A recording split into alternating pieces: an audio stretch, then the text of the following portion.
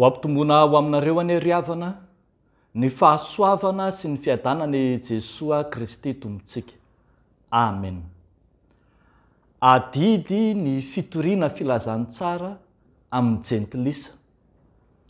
Adidy ny fitoriana filazantsara amin'ny jentilisa.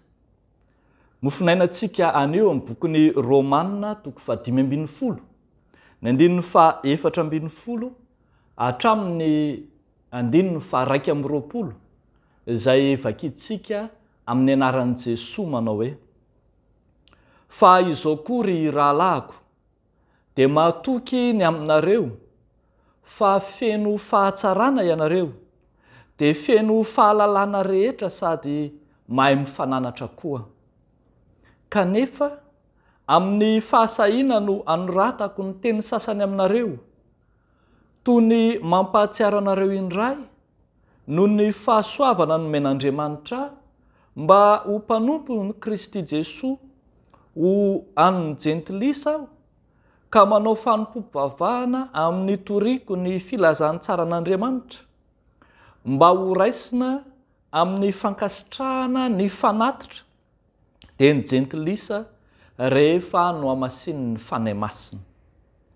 Ka dia manana izay ataoko reare ao amin'ny Kristy Jesoa aho noho ny amin'Andriamanitra, fa tsy sahiko lazaina izay zavatra tsy nampanaovon'i Kristy ahy na tamin'ny teny na tamin'ny asa mba ampanaiky ny jentilisa dia tamin'ny herin'ny famantarana sy ny fahagagana ary tamin'ny herin'ny fanahy masina dia hatrany Jerosalema ka manodidina hatrany Ilirikiona no nahatanterahako ny fitoriako ny filazantsarany Kristy. Ho dia nataoko voninahitro ny hitory ny filazantsara toy izao, tsy eo amin'izay efa niantsonan'i Kristy anefa, fa ndrao hanovona eo ambonin'izay efa naoriny sasana aho. Fa araka ny voasoratra hoe: izay tsy nilazana ahy no ahita, ary izay tsy nandre no ahafantatra. Ray masino, manamasinanay amin'ny fahamarinana, ny teninao no fahamarinana. Amen. Adidy ny fitoriana filazantsara amin'ny jentilisa. Ny apôstôly Paoly ry havako malala dia tsy mba izy no nanorina ny fiangonana tao Roma toy ny amin'ny fiangonana hafa rehetra, ary tsy mba nandalo tao akory na namangy tao ary izy. Raha tsika mahafantatra fa efa tany amin'ny faraparan'ny fotoana niainany aza vao nentina nogadraina tany Roma izy, fa tsy tao amin'ny fiangonana akory aza. Arak'izany dia mahatsiaro ho manana didy ny apôstôly, mahatsiaro ho tompon'andraikitra eo anatrehan'ny jentilisa amin'ny maha apôstôly ny jentilisa azy. Na dia efa manana izay heverina ho kalitaony aza ny fiangonana tao Roma, da tsika eo amin'ny 4:40, fa feno fahatsarana, feno fahalalana, mahay mifananatra, dia heverina fa tsy mahadiso ny mizara ny andraikitra, ny mahatompon'andraikitra amin'ny fitoriana ny filazantsara amin'ny jentilisa. Marihana mantsy fa fiangonana miorina tany amin'ny tanin'ny jentilisa ny fiangonana tao Roma. Arak'izany dia adidin'ny apôstôly Paoly no mampitodika ireo jentilisa maro ho amin'ny filazantsara an'Andriamanitra. Io adidin'ny apôstôly Paoly io dia raisiny ho tahaka ny fanompoam-pivavahana, tahaka ny liturjia tanterahana ka andraisana ny fanamasinan'ny fanahy masina. Io adidin'ny apôstôly Paoly io dia raisina ho tahaka ny fanatitra ka ireo jentilisa izay mandray ny filazantsara no ho fanatitra atolotra eo ampelantanan'Andriamanitra. Arak'izany dia tena reharehan'ny apôstôly mihitsy ny mitondra ireo jentilisa ireo eo amin'Andriamanitra. Hitantsika izany rehetra zany ny 9:40 sy ny 9:70. Mba ho mpanompon'i Kristy Jesosy amin'ny jentilisa aho ka anao fanompompivavahana amin'ny toriko ny filazantsara an'Andriamanitra mba ho raisina amin'ny fankasitrahana ny fanatitra dia ny jentilisa zany. Ary amin'ny 9:70 dia hoy izy hoe malana izay ataoko rehareha amin'ny Kristy Jesosy aho noho ny amin'Andriamanitra. Rehavako malala tsy adidy kely fa goavana no miandry ny apôstôly dia ny mitondra ny anjara birikiny amin'ireo jentilisa ireo ka mitondra azy ho eo anatrehan'Andriamanitra. Tsy sanatria akory anovina eo ambonin'izay efa nataon'ny sasany raha efa nisy ny namakilay sy nitoro ny filazantsara tany, fa manatanteraka ny adidiny kosa izy.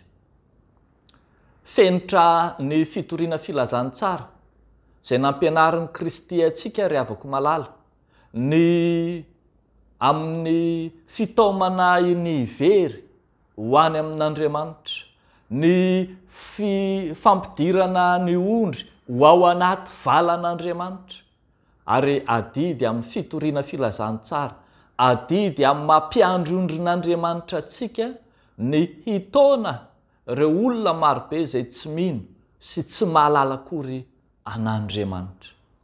Efa nataon'i Jesosy Kristy zany, natonga azy nitory tamin'ny firenen-kafa, nitory tamin'ny Samaritana, nitory tamin'ny hafa firenena, ary natonga azy ireny, nampiditra azy ireny ao anaty valan'ny famonjen'Andriamanitra. Isika ihany koa rehavako malala dia tao amin'ny soratra masina hahay anararoatra amin'ny fiaonana samihafa, amin'ny izay fifandraisana samihafa izay ataontsika amin'ny olona izay tsy mino an'Andriamanitra, izay tsy mahalala an'Andriamanitra, izay tsy mbola ao anatin'ny fiangonana. Taomina isika rehavako malala mba anao dingana amin'ny fitoriana filazantsara amin'ny olona hafa firehana sy indrindra ireo izay tsy mino an'i Kristy. Everina mantsy fa ho tahaka ny fanatitra ataontsika eo anatrehan'Andriamanitra zany. Aoka ho hitondra fanatitra manompofona eo anatrehan'Andriamanitra ianao, ka raha tonga ny fotoana farany hitsaran'ny tompo ny mino, hitsaran'ny tompo ny zao tontolo zao, dia mba manana azo kajiana ianao hoe teo amin'ny androm-piainanao, teo amin'ny fahavelomanao, firy moa ny olona tsy mino izay nampinoanao, firy ny olona izay lavitra an'Andriamanitra nampanatononao tamin'Andriamanitra, firy ny olona nitorianao amin'ny filazantsara ka tafiditra tao anatin'ny valan'ny fanjakan'Andriamanitra. Rehavako malala, erezo ary fa midadasika ny sehatry ny fitoriana filazantsara, kanefa tsy maintsy manomboka isika mba hatanteraka ny famonjen'Andriamanitra. Dia an'Andriamanitra irerian'ny voninahitra. Amen. Ivavaka isika ry havana. Tompo, misaotra anao izay ny amin'ny herin'ny filazantsara izay ampombanao anay mandrakariva hitory ny anaranao amin'ny tany rehetra, amin'ny hafa firenena, amin'ny tsy mino koa aza. Misaotra ny amin'ny fampaherezanao, ny amin'ny asan'ny fanainao masina izay manamasina azy ireny ka mampiditra azy eo anatin'ny valan'ny famonjenao. Fa ankehitriny izay dia mivavaka manokana. Tompo, ho an'ireo kristianina maro izay marefo, izay mbola zazavao amin'ny finoana, izay mandroso mihemitra, izay be fisalasalana ny amin'ny finoana, eny izay tsy mahatoky ny fitondranao koa aza ka mihemitra indraindray. Tompo, arovo ny finoan'izy ireny mba tsy ho voarombaky Satana, fa averenao amin'ny valanao izy. Dia mahatoky manana anao zahay.